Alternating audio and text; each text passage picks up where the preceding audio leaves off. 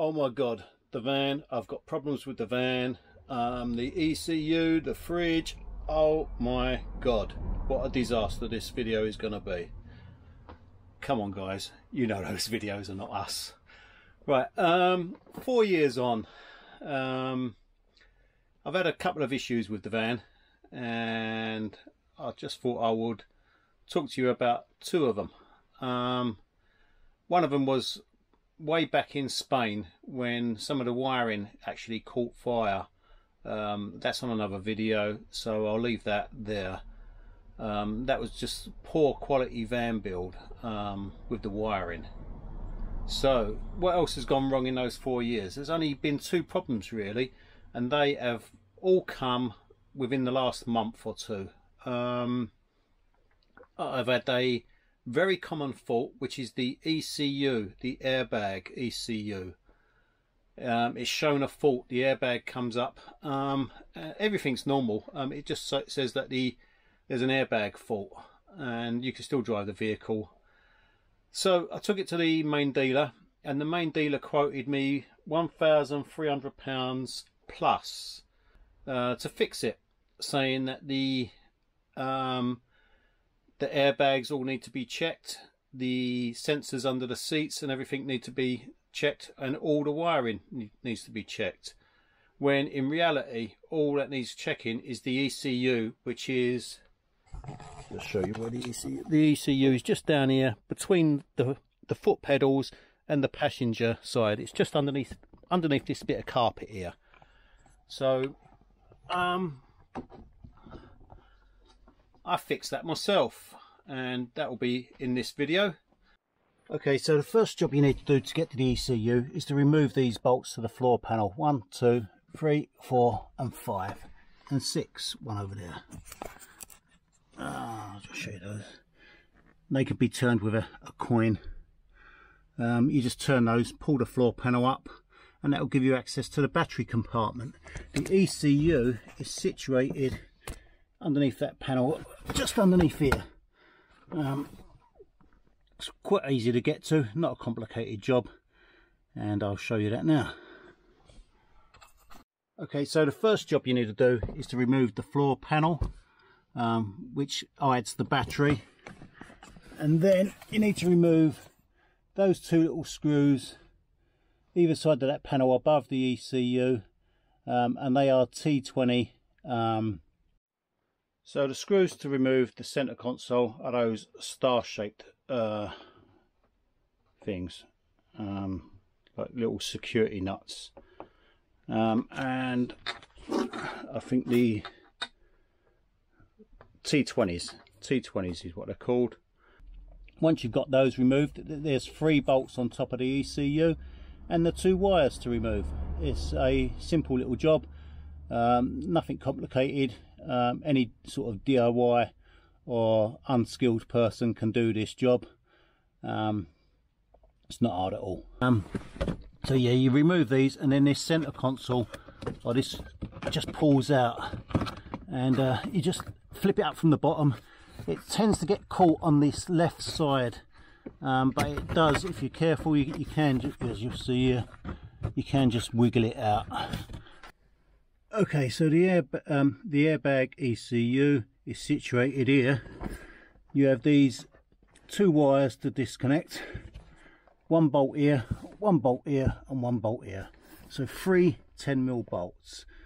And there are a number of sites that repair the ECUs, and the cost for that is between sort of £70 and £120.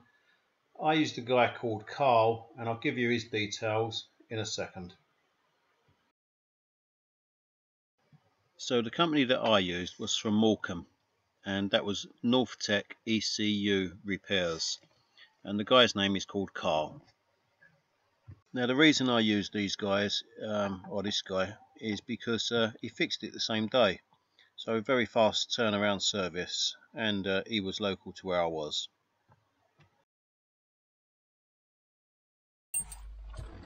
Right, so that's bolted down.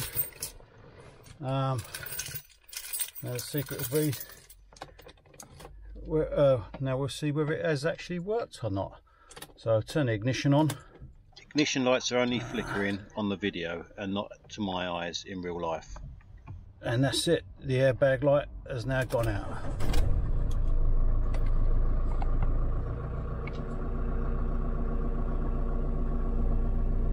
Engine is running, and that's all we've got now is the seatbelt light.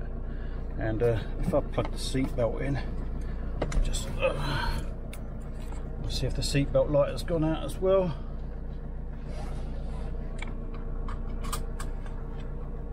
There you go, all fixed. Right, so if you do remove the ECU, your mileage will flash. So don't worry about it. All that is doing is telling you, let me turn the ignition off so you can hear me.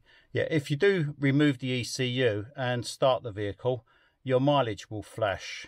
And basically, all that is doing is telling the computer that there's a component missing. It's recognised that there's something missing from the vehicle, doesn't know what, and it's just giving you a warning that there's something missing on the vehicle and it's trying to find it. So don't worry about that. The mileage will return to normal once you refit the ECU, once it's been repaired. So yeah, that's a success, and that was £100 plus VAT for that repair. There are other people that do repairs. I think Crash Data is one of the most popular, but Carl was local to me, so I could take it out, drop it to him and get it back pretty much the same day. The second problem I've got is with the fridge. I'll show you my fridge, because this is a these are both common problems with this van.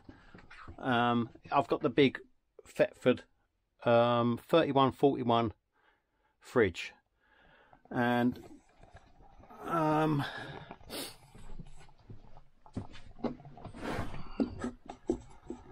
right, the problem I've had with the fridge is that it wouldn't work on 12 volt. When I started the engine, run the engine, it still run on the gas, so it wasn't switching. So the problem with that is that it's a little fuse inside the vent. I checked. The first thing I did, the way I found this, is I checked all the relays and all the fuses under the seat, and the normal fuse board. And I checked all those, and they was all in perfect running condition, nothing wrong with them. I then checked, there's a little fuse underneath this seat that I'm sitting on here. There's a little fuse that goes to the DC to DC charger that was fitted with the motorhome when I bought it, and that fuse was perfectly okay. So then I thought, well, there must be a fuse or a relay that has blown somewhere. So I had to sort of have a look around and try and find it, and I found one within the air vent on the outside of the fridge. On the I'll just take you out there and show you. Let me come show you.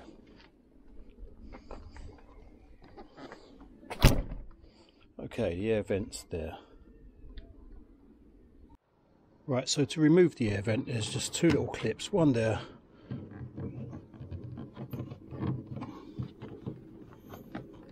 and one there.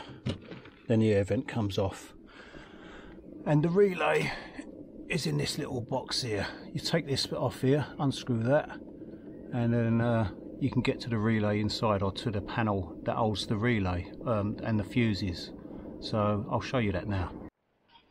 Okay, so this is the PCB board. You need to film the PCB board rather than me. Right, there's two screws or small bolts, one there and one on this side here. So yeah, we'll remove those.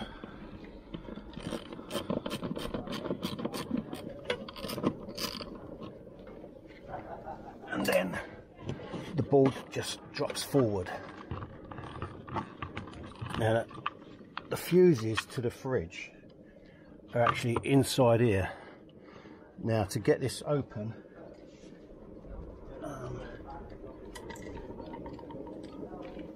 we need to remove this little screw here in the middle, just that one.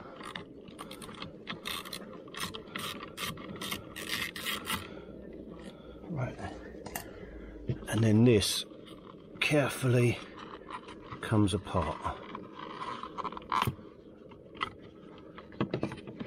And then you have the fuses and the relays. So this is the fuse that was blown, 20 amp. That's the old one. So that's fixed.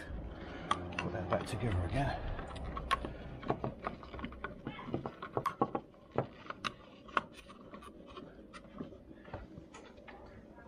I'll just assemble it in the reverse order. Oh, another common fault with these fridges is once it's running on 240 or 12 volt and it wants to switch back to gas, sometimes it won't switch back to gas. And inside here, inside this little box here, there's a valve, and if you give that a tap with a screwdriver or something like a key or a bit of metal, just give it a little tap, and that can loosen that up, and sometimes it clicks back in and starts working again. So that's another common fault with these fridges. A lot of people make the mistake of thinking that they can run a three-way fridge completely on 12 volt, and you sort of can, but you can't. And the reason for that is that it pulls 20 odd amps, so you need a very good sunny day. I can run my fridge on the 240 volt off the inverter, but I do need a really nice sunny day to do that. And somewhere like Spain would work ideally, but UK, you just haven't got enough sunshine really for it to be worthwhile. So both these faults have been very easy to fix. The ECU was the most expensive at £120, and the fridge was basically a fuse, which is about 5p. But it's just a matter of knowing where they are and how to fix it. So I hope that helps some of you guys out. These are common problems with a lot of motorhomes with similar sort of fridges, and the ECU happens to the Peugeot and the Renault and the Fiat as well. So there you go. There's a couple of easy fixes for you.